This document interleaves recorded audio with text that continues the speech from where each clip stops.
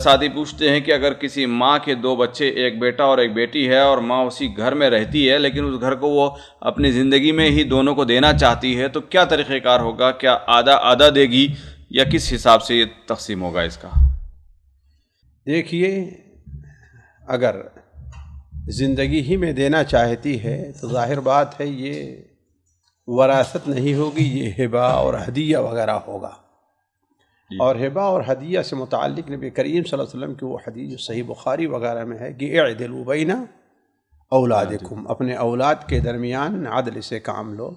تو اس حدیث کے ظاہر سے یہ پتہ چلتا ہے کہ ہر ایک کو برابر برابر دینا ہوگا، ہر ایک کو برابر برابر دینا ہوگا، یعنی آدھا اس کو اور آدھا اس کو۔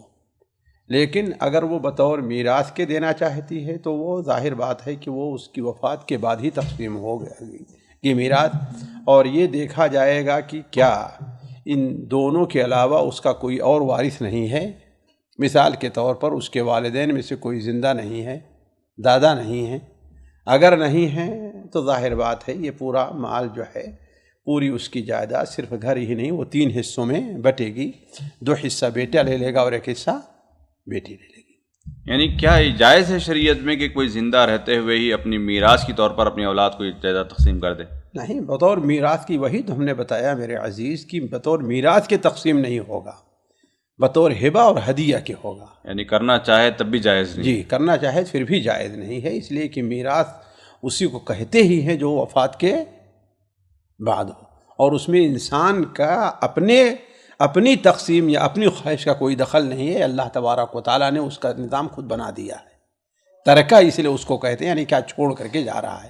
وہ وصیت کر سکتا ہے کہ میں تمہیں وصیت کر رہی ہوں کہ ہاں یہ کام جو ہے تم لوگ شریعت کے مطابق جیسا جس کا حصہ بنتا ہے اپنا تقسیم کر لینا۔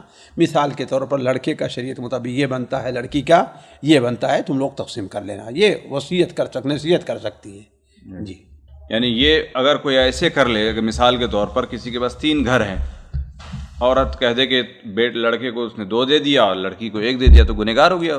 ظاہر بات ہے اعدلوا بین اولادکم کے خلاف ہے یہ۔ نہیں، یہاں پر خدمت کی بھی تو کوئی چیز ہو سکتی ہے۔ خدمت کے معنی یہ ہوتا ہے کہ ٹھیک ہے، متعین کر لے کہ ہاں بھائی میں، اور خدمت کا جو صلہ دیا جائے گا وہ عرف کے مطابق دیا جائے گا، یہ نہیں کہ انسان کے مطابق۔ کیا ایک گھر پورا خدمت کا عوض ہو سکتا ہے؟ کسی کو بغیر خدمت کر رہا ہے کتنا دے گا؟ 4,000، 5,000، 10,000، 20,000، 25,000 کتنا دے گی وہ؟ ہے کہ نہیں ہے؟ اس لیے کہ اس طریقے سے دوسرے وارثین کا حق مارا جانے کا خطرہ ہے۔ جی، یہاں تو وراثت کا تو کوئی معنی ہی نہیں، مطلب ہی نہیں، لیکن چاہتا ہے ماں کا یا کسی باپ کی خواہش ہے کہ یہ بیٹا جو ہے خدمت کرتا ہے ہماری اور ہمارے سارے اخراجات اٹھاتا ہے، لہٰذا بھائی ٹھیک ہے تو اخراجات جتنا ہے وہ اس کو دینا، نہ کہ اس سے زیادہ دے۔ اس کو زیادہ دے کر دوسروں کا حق نہ مارے نا۔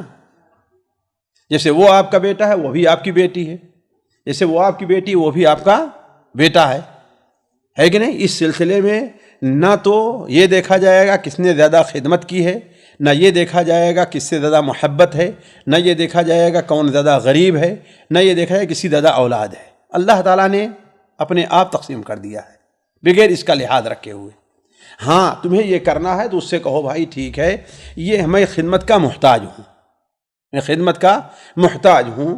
اگر مثلا تم دونوں مل کر کے کرو تو ٹھیک ہے، نہیں کر سکتے ہو تو ٹھیک ہے بھائی، میں اپنی خدمت کے عوض اسے یہ دے رہا ہوں، اور ظاہر بات ہے وہ عرف کے اندر وہ اس کی خدمت کا عوض ہو بھی سکے، نہ یہ کہ جو ہے وہ کروڑوں کی جائیداد اس کو خدمت میں دے دے،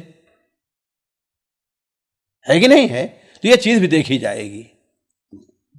تو مزدوری مختلف نہیں ہو سکتی شیخ؟ بھائی مختلف کتنی ہوگی؟ کروڑوں میں ہوگی، لاکھوں میں ہوگی، مزدوری کی طرف ہوگی نا، اس کی تو کوئی حد ہوگی کہ نہیں ہوگی؟ یہ تو کہا جائے تو ہر آدمی کہے میں خدمت میں اس کو پورا اپنی جائیداد دے دے رہا ہوں، یہ کوئی بات ہوئی تو ہوئی نہیں۔ جی، اس میں نفسیت کا بہت بڑا دخل ہو جائے گا۔ جی، یعنی یہاں پر میراث پر قیاس بھی کرنا جائز نہیں ہوگا؟ جی نہیں جائز ہوگا میراث پر قیاس۔